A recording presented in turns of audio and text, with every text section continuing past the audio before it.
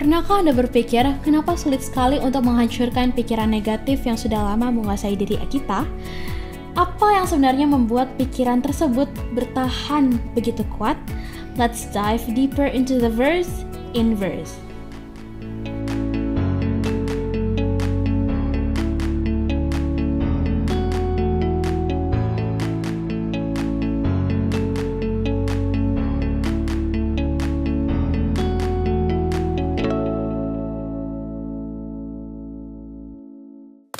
Selamat datang dalam belajar Alkitab Pemuda Inverse, dan pada triwulan ini kita belajar dari seri pelajaran memperbarui pikiran atau renewing the mind yang berhubungan erat dengan kesehatan mental atau kesehatan pikiran.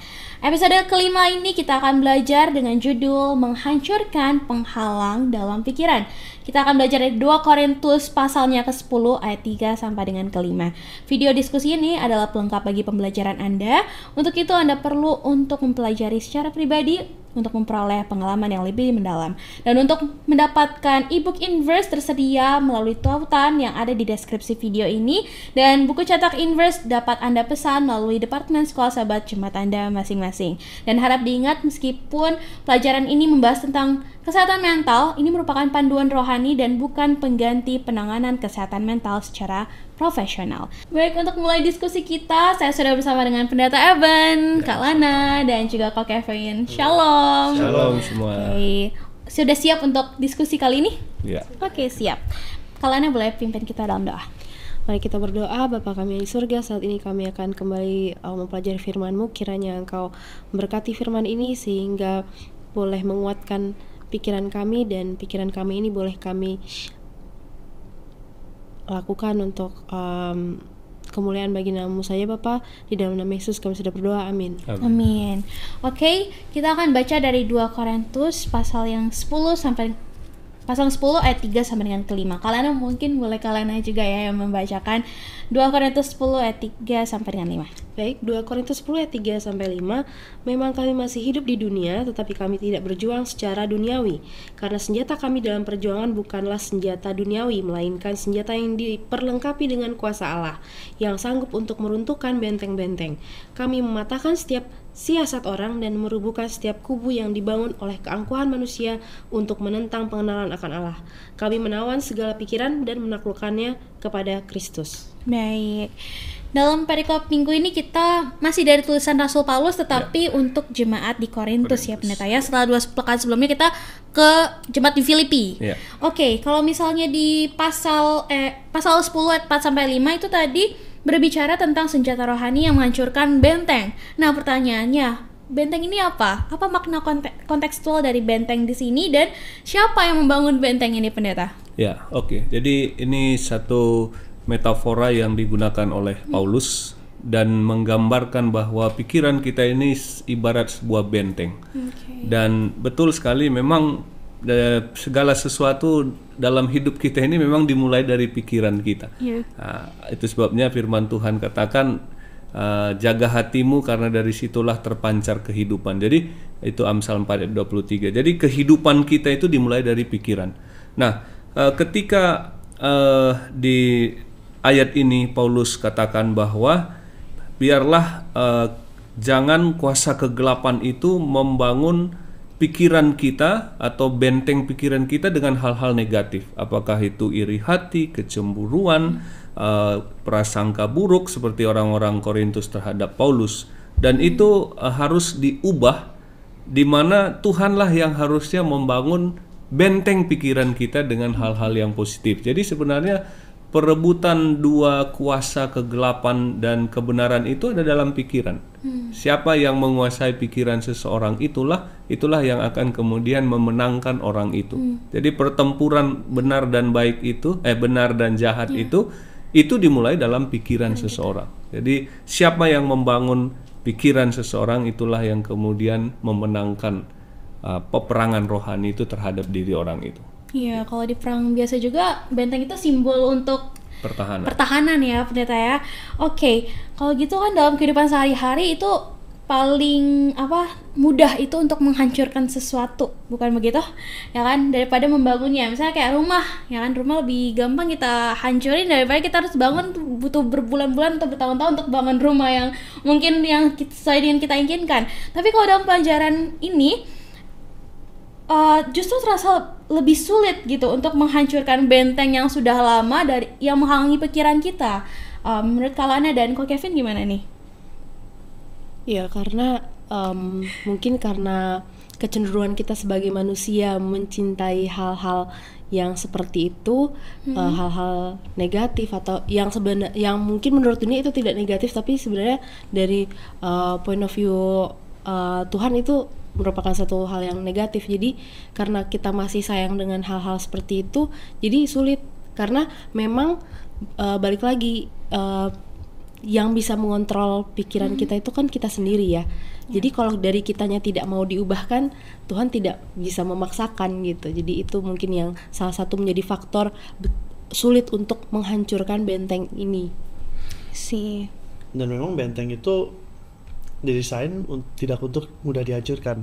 Bukan kayak rumah ya. Itu bukan kayak kardus, bukan kayak kertas, bukan kayak cuma kayak rumah-rumahan kertas atau Lego aja kadang untuk hancurin itu susah. Ya kan, saya suka kadang-kadang saya main sama anak saya, dia suka main Lego.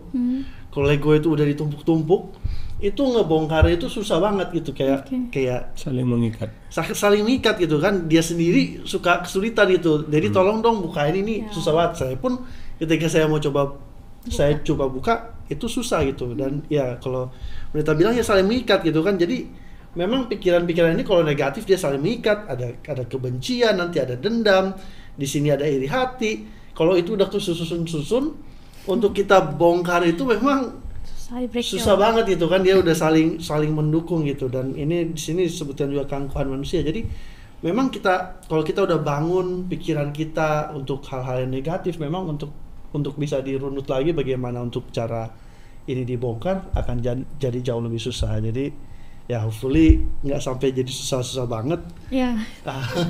Kalau kita udah mulai lihat kayaknya ini pikiran saya sudah mulai diisi sama hal negatif, saya udah mulai ada kebencian, saya udah mulai ada iri hati. Itu mungkin udah mulai boleh cepat-cepat dipotong supaya untuk membongkarnya tidak semakin sulit. Cepat-cepat sadar gitu ya. Kalau udah terlalu jauh susah nanti di pretelinnya lagi gimana. Kalau gitu tadi Ko Kevin juga sempat mention perasaan marah, dendam, iri hati. Nah, bagaimana benteng pikiran seperti perselisihan, iri hati, marah yang tadi kepentingan diri sendiri itu yang disebut Paulus dalam 2 Korintus 12 ayat 20 ya, kita bisa baca, itu bisa mempengaruhi kesehatan mental kita sebagai orang muda gitu, pendeta. Dan apa bahayanya jika kita membiarkan hal-hal ini terus terjadi? Tadi kan Ko Kevin bilang kalau bahaya nih kalau misalnya terus dibiarkan. Nah, apa sebenarnya bahayanya, pendeta? Ya, jadi menariknya di sini tadi memang disebutkan bahwa dengan senjata dan kuasa Tuhan benteng yang negatif itu bisa dihancurkan. Itu puji Tuhannya.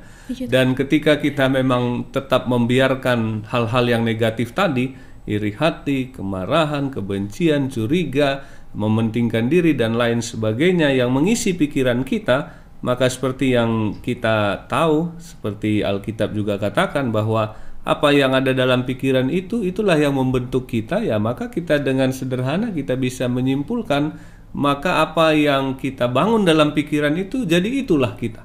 Jadi ketika kita penuh dengan hal-hal yang negatif, persepsi, konsep terhadap orang yang negatif, ya maka hidup kita penuh dengan hal yang negatif dan sudah pasti menjadi hidup yang berbahaya, hidup yang tidak akan pernah memberikan dampak yang positif dan berkat bagi orang lain. Karena dalam pikiran saja kita sudah negatif, hidup kita negatif, bagaimana kita bisa berdampak atau berimpak yang positif terhadap orang lain. Jadi kita sudah negatif, maka dampaknya terhadap orang juga akan menjadi negatif. Itulah bahayanya kalau itu terus dibiarkan. Gak enak ya jadi dekat-dekat sama orang seperti itu ya. Ya oke, kalau menurut Kalana dan Ko Kevin gimana? Jadi kalau saya teringat soal kisah Kain. Jadi ketika Kain itu memanjakan rasa marah, timbul rasa iri juga, dan pada akhirnya dia merencanakan pembunuhan kepada adiknya. Jadi oleh karena itu makanya kalau kita ingat ada juga ayat yang mengatakan janganlah kamu menyimpan amarahmu sampai matahari tenggelam. Dalam artian jangan sampai kita memanjakan perasaan-perasaan negatif ini karena dia akan berkembang seperti tadi sudah dikatakan oleh Ko Kevin. Itu akan saling mengikat, akan timbul perasaan-perasaan lain negatif lainnya gitu. Sehingga kita pada akhirnya akan melakukan sesuatu yang buruk. Jadi kata-kata bahwa you are what you eat bukan cuma secara badani saja, tetapi apa yang masuk seperti yang kita sudah bahas di pekan lalu, apa yang kita masukkan dalam pikiran kita ini itu akan kita keluarkan baik secara kata-kata maupun tindakan. Dan baiknya nggak cuma di mental aja. Jadi kalau misalnya kita penuh dengan kemarahan, kita jadi stres dan segala macam, nanti itu akan berdampak ke fisik juga. Dan itu akan berdampak kepada apa yang kita lakukan, kayak jadi lebih senang makan, lebih senang jadi nggak terkontrol juga. Jadi bukan cuma pikiran doang yang terkontrol, tapi nanti juga aspek fisiknya jadi tidak terkontrol. Akhirnya itu semua jadi bola salju yang makin lama semakin besar gitu kan. Karena ya mulailah nanti kesehatan mulai terganggu, nanti makin sensitif lagi. Jadi semuanya ini bisa jadi saling susun, akhirnya jadi semakin besar dan ya suatu saat bakal meledak. Oke, jadi sahabat Inverse mau pilih gimana? Mau tetap pupuk benteng yang negatif atau mau yang positif bersama dengan Tuhan? Kita akan bahas lebih lanjut setelah yang satu ini. Bosen, ngantuk, malas, nggak ngerti? Apakah kata-kata ini keluar ketika kamu mendengar kata Bible Study? Belajar Alkitab harusnya menjadi suatu hal yang menyenangkan. Tapi kenapa rasanya susah sekali untuk memulai? Apa yang salah? Apa yang harus dilakukan agar belajar Alkitab rasanya tidak begitu-begitu saja? Banyak orang bilang ada banyak jalan menuju Roma.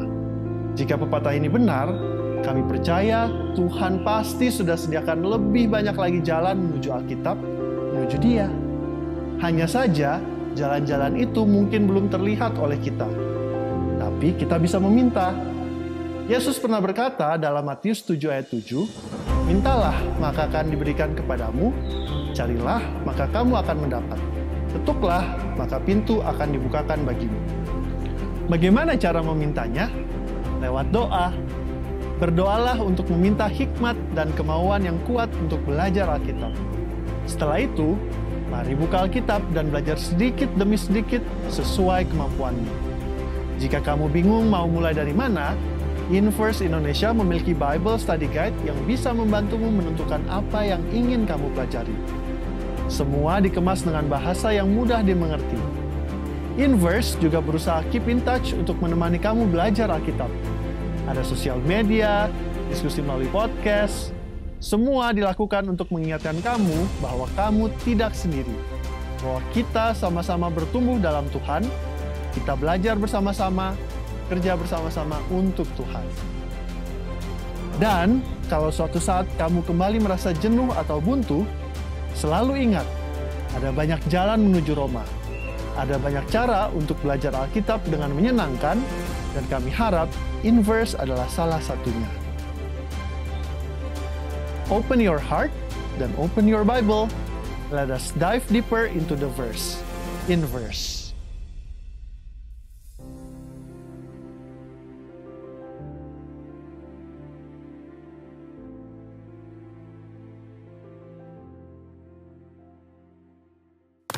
Terima kasih sahabat Inverse untuk tetap bersama-sama dengan kami. Tadi kita sudah bahas mengenai benteng pikiran, dan banyak orang muda ini tumbuh dengan benteng pikiran yang negatif.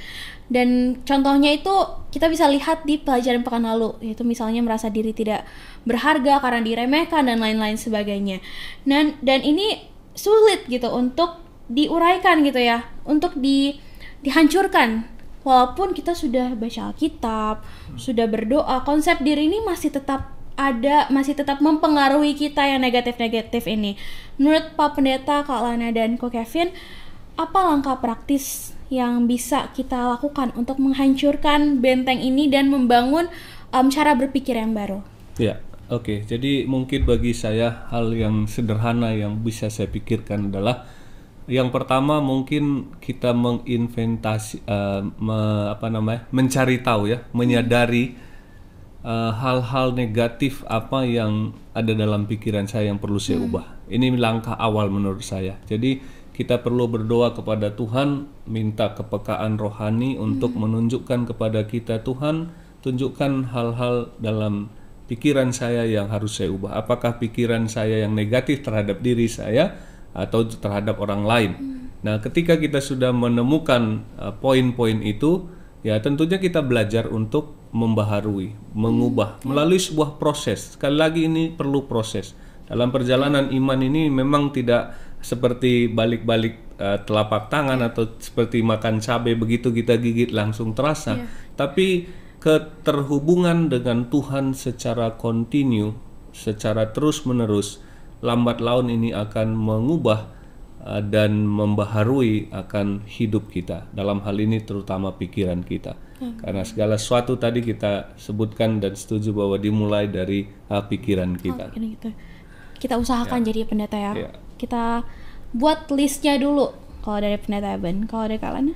Jadi mungkin tadi pendeta udah bilang untuk dibuat listnya, untuk didoakan juga, tapi jangan lupa untuk berani mengambil satu tindakan perubahan gitu. Karena kalau kita cuman pikirin-pikirin aja, tidak akan ada yang berubah gitu ya. Dan mungkin salah satu hal simpel juga yang bisa saya sharing, memulai dengan hidup yang sehat, berolahraga, mengatur makanan, tidur tepat pada waktunya. Karena dengan begadang pun itu bisa mempengaruhi mental kita juga ya kan. Begadang yang dipikirin banyak pasti ya kan. Jadi ya mungkin memulai dengan hidup sehat juga. Ini kalau misalnya bisa juga ya cari teman, jadi accountability partner, cari komunitas yang bisa sama-sama saling mendukung, yang bisa saling membangun ya kan, saling mengingatkan. Karena seringkali itu mungkin ya kalau terjebak di tempat yang mungkin dengan pikiran yang jelek, kadang-kadang mungkin juga bisa jadi karena komunitas yang toksik, ya kan. Jadi cari komunitas, cari teman-teman yang bisa membangun kita, yang bisa sama-sama menyemangati dan ya sama-sama menguatkan. Oke. Kalau gitu aku mau tanya deh, Kak Kevin, kalau Anda sama pendeta punya nggak pengalaman bagaimana Tuhan memberikan kekuatan kepada Anda sekalian untuk meruntuhkan benteng-benteng dalam kehidupan masa lalu gitu ya. Bagaimana peran gereja juga atau komunitas mungkin boleh disebutkan jika ada. Ya, jadi kalau dari pengalaman ya, kalau kita lagi terlibat di dalam pelayanan juga, itu akan membantu juga karena kita bersama dengan orang-orang yang mungkin sepikiran, yang memiliki tujuan yang sama, yang sama-sama ingin untuk kita pengen sama-sama bertumbuh. Jadi itu it has been ya sangat membantu lah untuk perkembangan ketika ada tantangan-tantangan, ketika kita lagi bergumul dengan sesuatu, hal-hal yang kita bisa ceritakan ya mereka bisa menguatkan ya kan. Ada yang bisa kasih nasihat-nasihat yang Alkitabiah ya kan. Jadi itu hal-hal yang sangat membantu saya rasa buat saya. Oke. Kalau dari Alana? Jadi mungkin hal ini juga pernah dialami oleh orang-orang muda juga ya, dimana kita pernah melakukan satu kesalahan sehingga kita berpikir saya nggak pantas untuk melayani dan lain sebagainya. Tapi ketika kita waktu itu saya akhirnya kebetulan memang itu juga ya, puji Tuhan punya teman yang baik, dia supportnya dengan cara apa? Dengan cara mengajak untuk aktif di satu komunitas IYC, dan saat itu akhirnya dari situ mulai aktif kembali, dan akhirnya pikiran-pikiran yang mengatakan bahwa saya adalah orang yang paling berdosa jadi tidak pantas untuk melayani, itu pikiran yang salah ya. Justru ketika di saat kita mempunyai pikiran yang sangat-sangat negatif, di saat kita hidup kita mungkin kita merasa penuh dengan dosa, disitulah sebenarnya kita sangat membutuhkan Yesus. Disitulah kita harus datang ke gereja, aktif di dalam kegiatan gereja yang positif.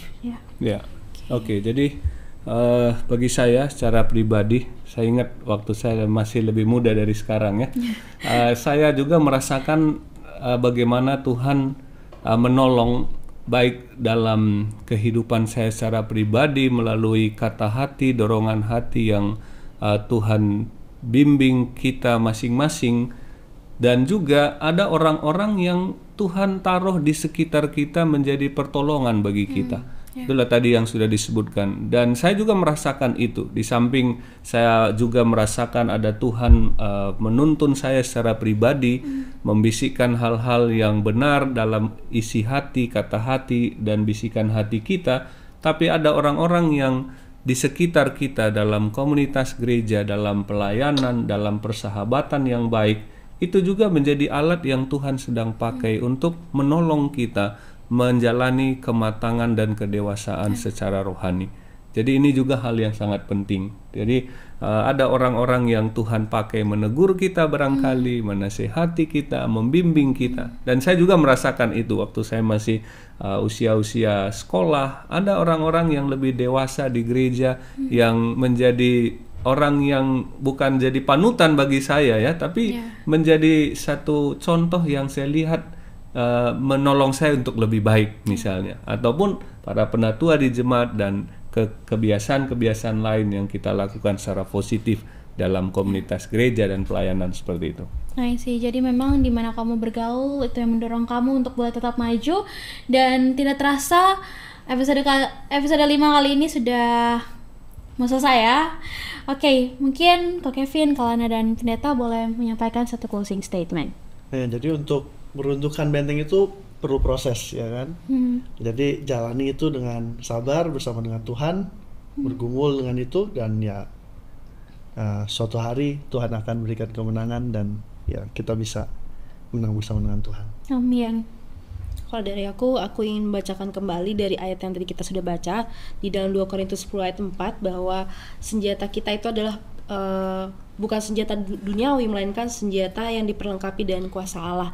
Jadi kalau kita mau menang melawan pikiran-pikiran negatif ini, kita harus melawannya dengan senjata-senjata Allah, yaitu dengan mempraktikkan kehidupan rohani yang sesuai dengan firman Tuhan, datang ke gereja, dan lain sebagainya. Amin. Ya, jadi teman-teman orang muda, mari kita membangun benteng pertahanan hidup kita, yaitu pikiran kita, dengan hal-hal yang rohani, yang positif, yang walaupun kita hidup di dunia, tetapi hidup kita jangan duniawi. Itulah yang perlu kita ingat. Kita perlu hidup positif, hidup rohani, dan hidup tentu berkenan di hadapan Tuhan. Amin. Pendeta Eben boleh menutup diskusi ini dengan doa. Ya, mari kita berdoa. Kami bersyukur Tuhan untuk pelajaran yang sederhana yang boleh memberkati kami supaya kami boleh memiliki pikiran Kristus untuk kami hidup positif, hidup berkenan di hadapan Tuhan. Tolong kami agar pikiran-pikiran kami dibaharui dan diubahkan selalu oleh kuasa Tuhan, dan diberikan kami pikiran yang selaras dengan kehendak-Mu. Di dalam nama Yesus kami berdoa. Amin. Amin. Terima kasih banyak Pendeta Eben, Kalana, dan juga Kak Kevin, serta seluruh sahabat Inverse yang telah menyaksikan episode 5 kali ini. Biarlah Tuhan boleh menolong kita untuk menghancurkan segala sesuatu yang negatif dalam pikiran kita. Sampai jumpa pada episode berikutnya. Tuhan Yesus memberkati. And to remember to always dive deeper into the verse. Inverse.